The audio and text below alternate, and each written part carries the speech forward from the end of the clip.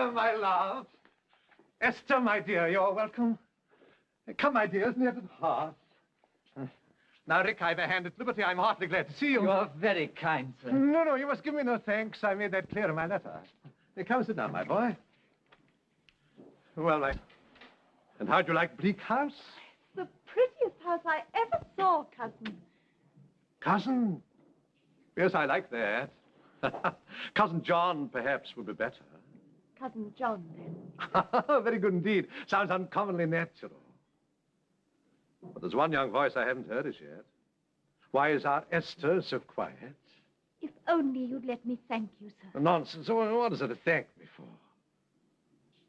You smile like someone who has lost the habit of smiling. We must restore that to you, the first thing we do. The luggage has been taken upstairs. The young ladies would like to see their rooms. Go along, my dears, and see them. They've been fitted up by an old bachelor, and no doubt will have many shortcomings, but all shall be remedied if you'll tell me my errors.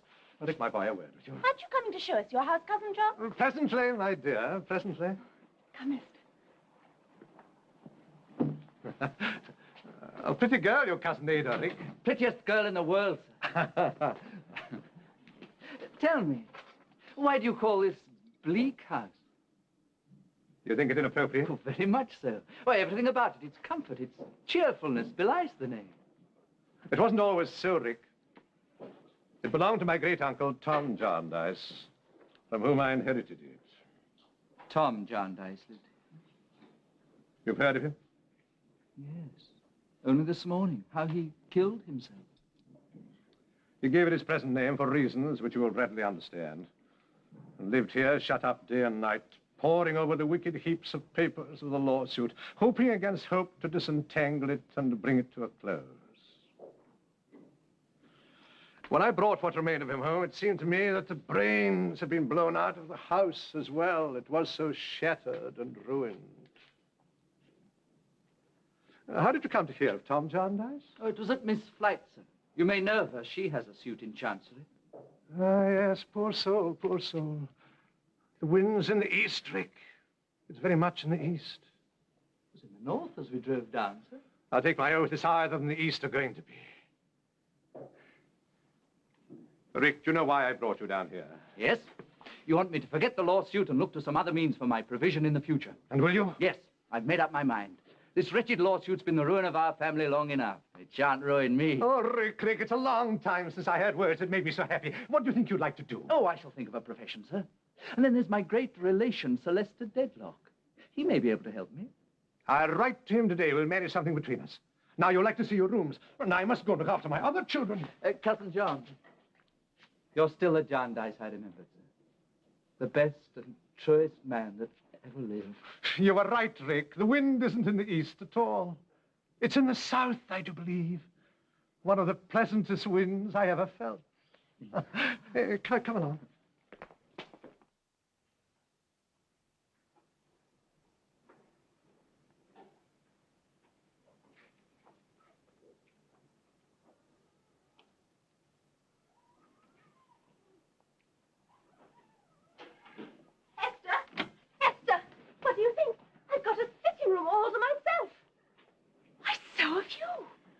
Yes. I can hardly believe it yet. I keep moving around and touching things just to make sure they're all real. Oh, Esther, we're going to be so happy here. Can't you feel it already? Yes. I think this is a happy house.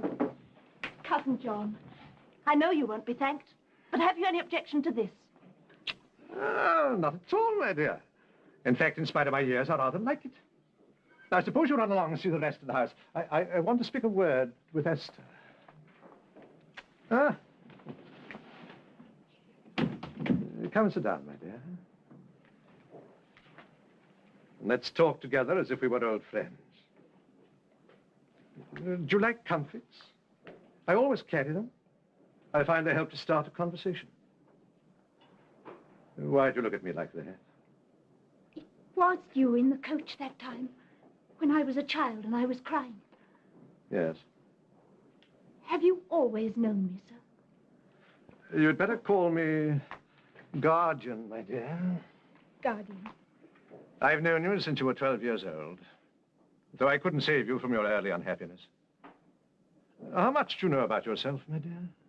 Almost nothing. But one of my earliest recollections is of Mrs. Rachel and Miss Barbary, who I learned afterwards was my aunt, both saying to me, "Your mother, Esther, was your disgrace, and you were hers. The time will come when you will understand this better, and feel it too, as no one but a woman can." But they would never tell me who my parents were. Do you know, Guardian? No, Esther, I was never told. Then there are no ties between us? No, there are no ties between us, Esther. We are not related in any way. Then why are you so good to me, sir? I took you in because I saw you suffering bravely from a fault that was not your own. I knew from my own observation how good and uncomplaining you were. And I longed to give you a little happiness. I had no other reason. Are there any other questions you'd like to ask about yourself? No.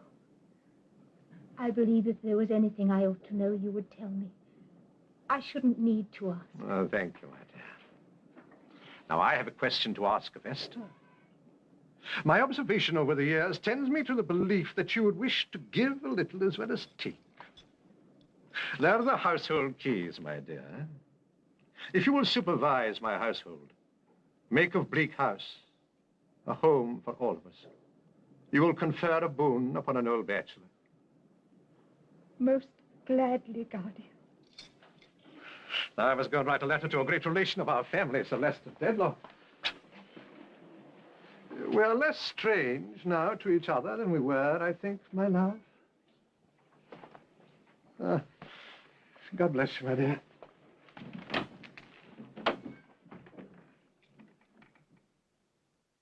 So my lady's cause has been on again, Mr. Tulkinghorn.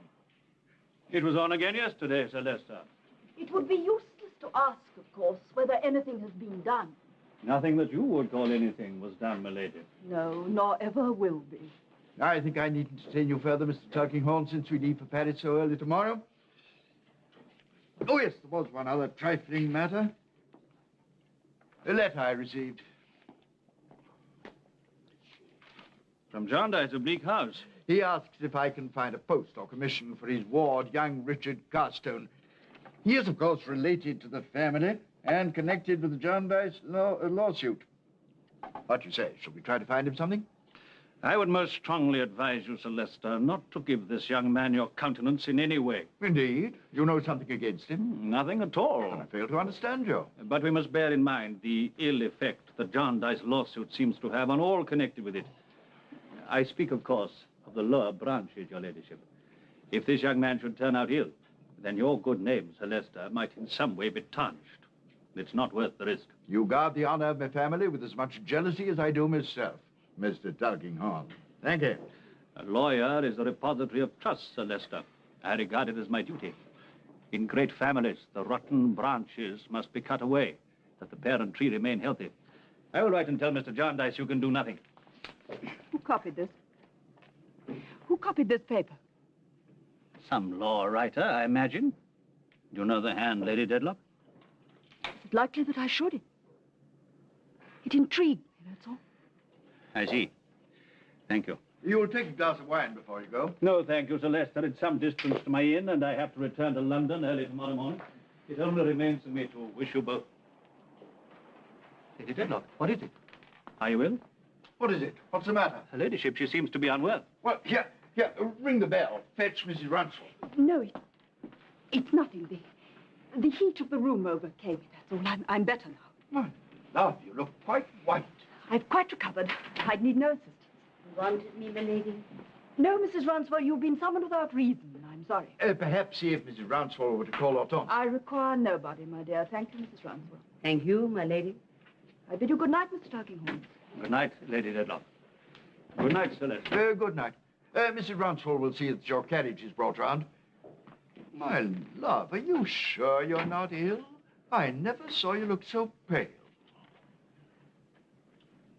It was nothing. I'm better, my dear.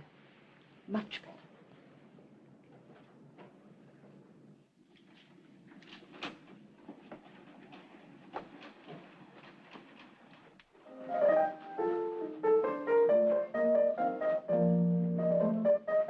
check. You move, Rick.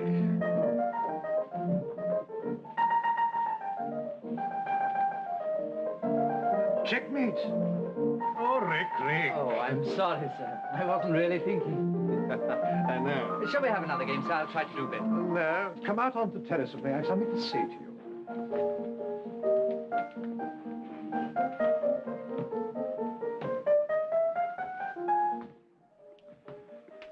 The wind's a little in the east, I fear, but perhaps it won't disturb us. Something's disturbing you, sir, when you say that. I've been here long enough to know what wind in the east means.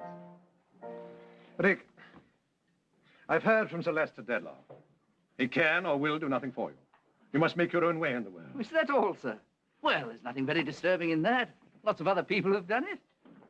Will you give some thought, Rick, as to which profession you prefer to enter? You'll need to work hard, I fear. You've very little money. At this moment, sir, I'd like nothing better than to be captain of a privateer. Carry off the Chancellor and keep him on short commons till he gave judgment in our suit. He'd find himself growing thin, I can tell you, if he didn't look sharp. Rick, speak not of the cause, boy. You said you'd put it out of your mind. Can't help thinking of it every now and then, sir. With all that money tied up. Don't worry, cousin. I'll think of a profession, and when I have, I'll work hard at it. Was there anything else you wanted to say to me, sir? No, that's all. Going to happen.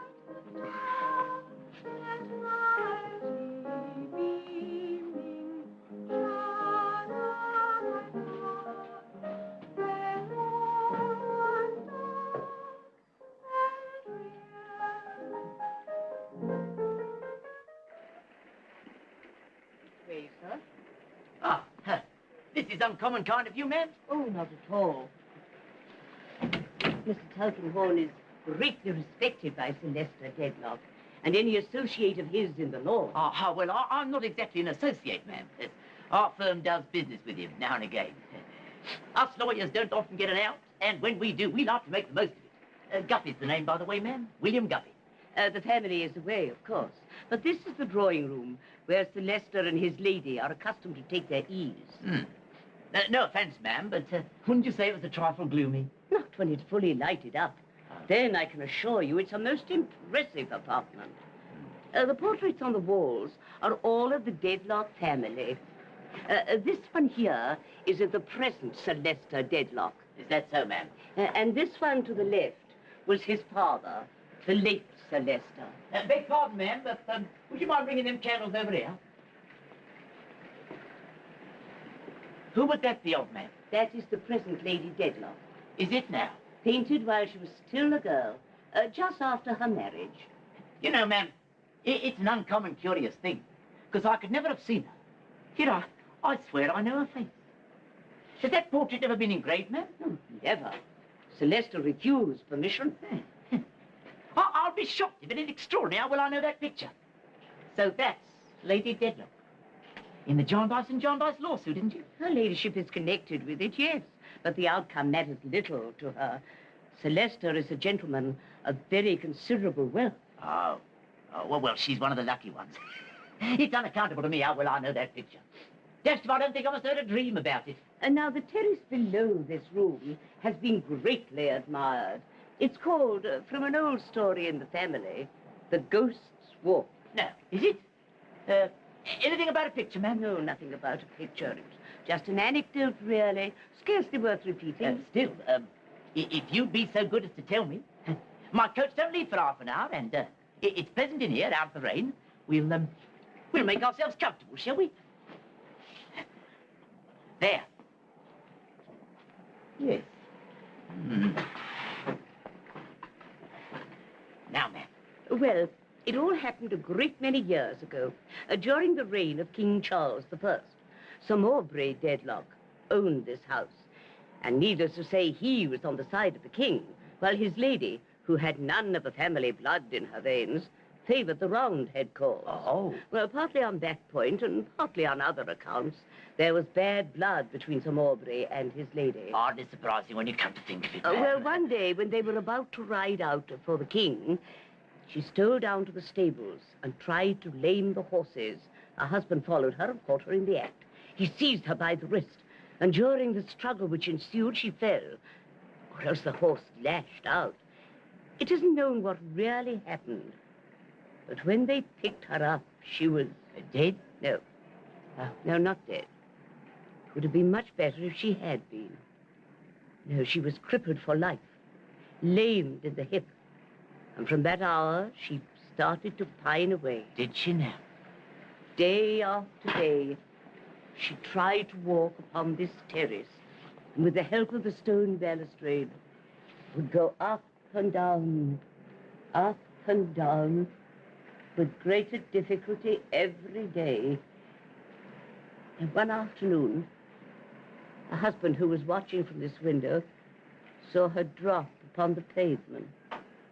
He hurried down to her, but she repulsed him, and looking at him fixedly and coldly, said, "I will die here where I have walked. I will walk here when I am in my grave.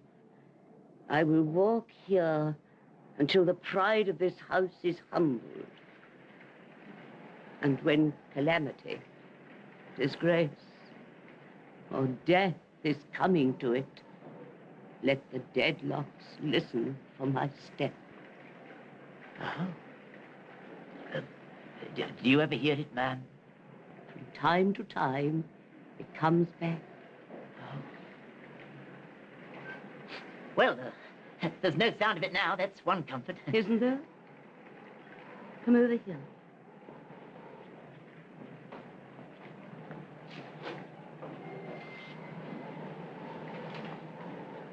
This is my lady's chair.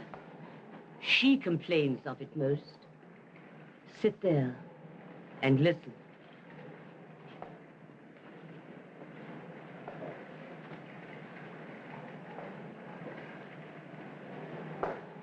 Can you hear it now?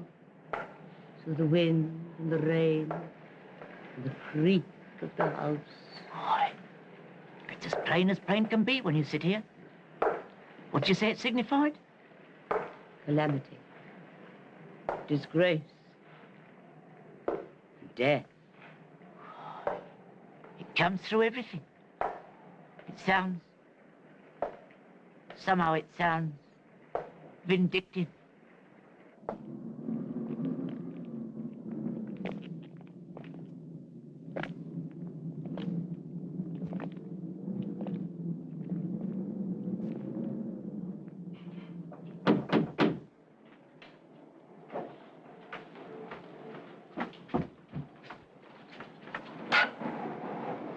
Good evening, Snagsby.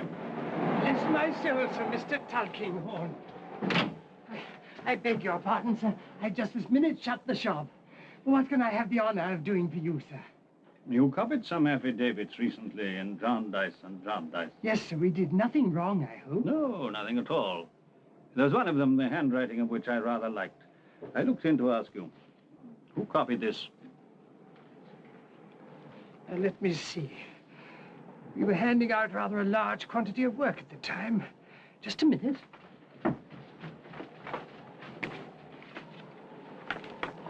Judy, Packer, Jarndyce.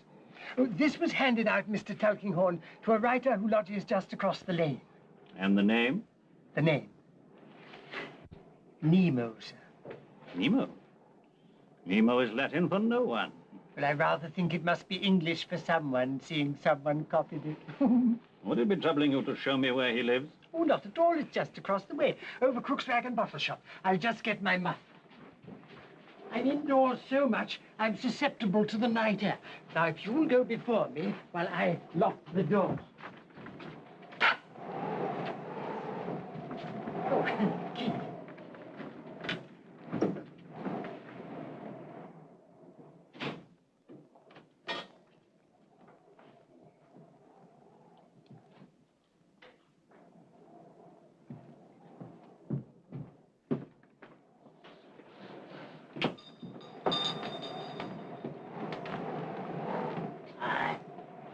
What is it you want?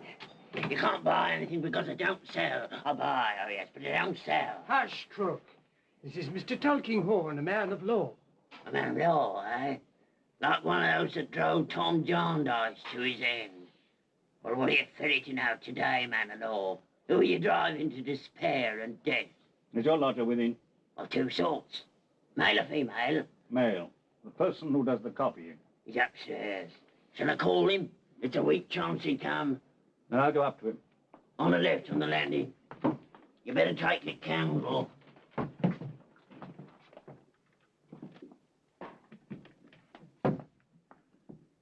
You know what they say about my lodger? They say he sold his soul to the enemy. But I know better. He don't buy. I know. He don't buy.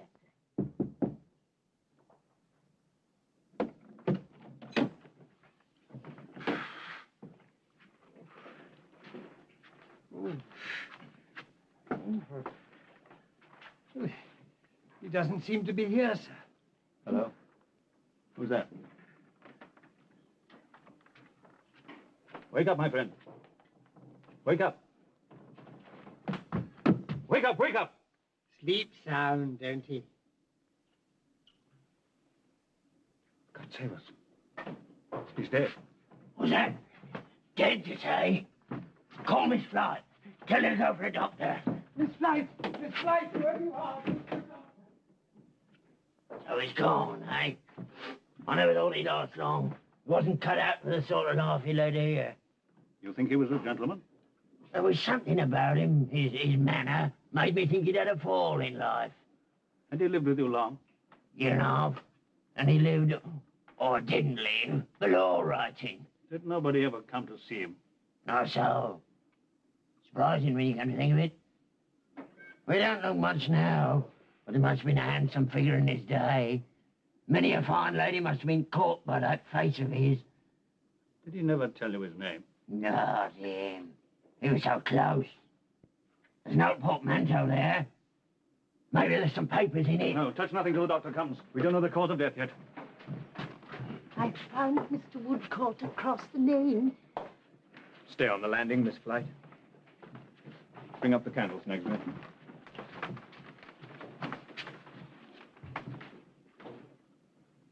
Is this how you found him? This gentleman come in here 5 minutes ago and couldn't wake him. What'd he die of, sir?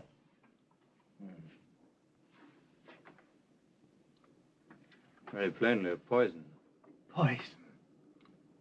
I knew this person very well by sight. He's purchased opium from me for the last year and a half. He's died of an overdose of it. Is anyone here related to him? I gave him copying work to do, that's all. He was neat and he was quick and he seemed in need of it bad enough. I wish to God I'd given him more if this is what his lack of money has brought him to. You were his landlord, Mr. Crook. Did he tell you nothing? Not a thing. Though he once said I was the only relation he had in the world. Me, mind you. He owed me 6 weeks' rent, I know that much. Has he left any papers which might tell us his identity? And that old portmanteau.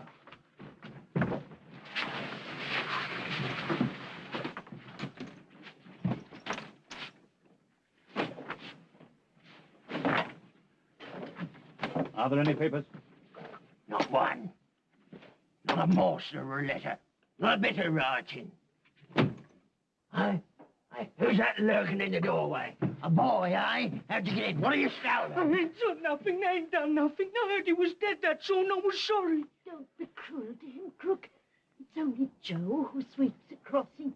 He asked me who it was, and I told him. You knew the deceased then, did you, Joe? You, sir? The dead man. Did you know him? Oh, no, sir. I never what you might call knew him. But he was good to me, that's all. If he had some work, he'd come up to me crossing and give me the price of a night's lodging and a supper. When he hadn't nothing, he'd say to me, sorrowful like, I'm as poor as you today, Joe. He was good to me, he was. When I heard he was lying stretched out just now, I wished he could have heard me tell him, son. There, my boy, get along with you. And that's for you, seeing you've lost your friend. Come along, Joe. You will arrange for the inquest, of course, and see to the burying. Yes, I'll do all that. Means a pauper's grave for him, poor man. I think, Snagsby, we may as well go along. Yes, you're right, sir. We shall get nothing more out of him. True. We shall get nothing out of him.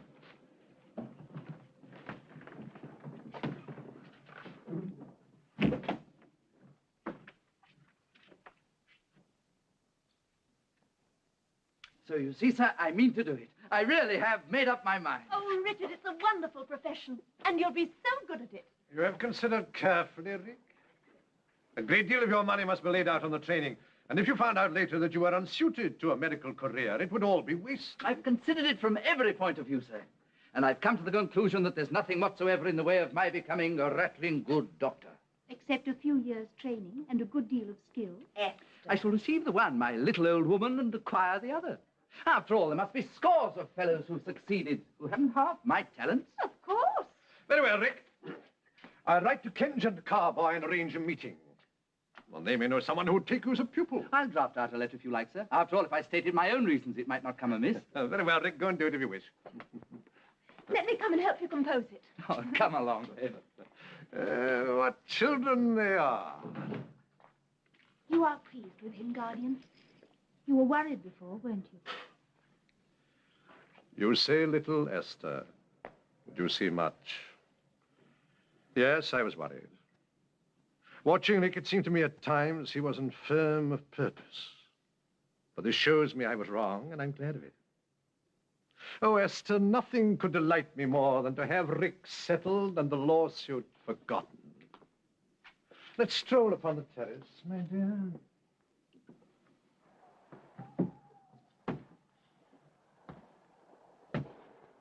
What a pleasant night it is.